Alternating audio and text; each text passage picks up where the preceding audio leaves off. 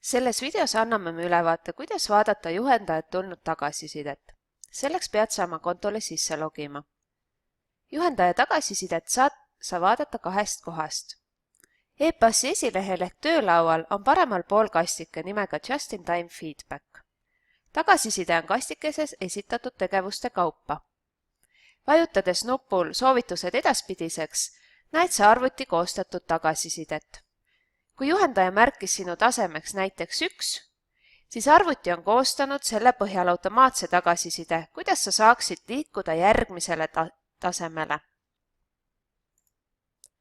Vajutades nupul Juhendaja tagasiside, ilmub sinu juhendaja kirjutatud sõnaline tagasiside. Detailsema tagasiside vaatamiseks mine lehele Edasijõudmine. Siin vajuta lingile Tagasiside protokoll. Roheline ring näitab seda, et juhendaja on sinu tagasiside protokolli kinnitanud. Oranžid ringid tähistavad protokolle, mis on esitatud, kuid kinnitamata.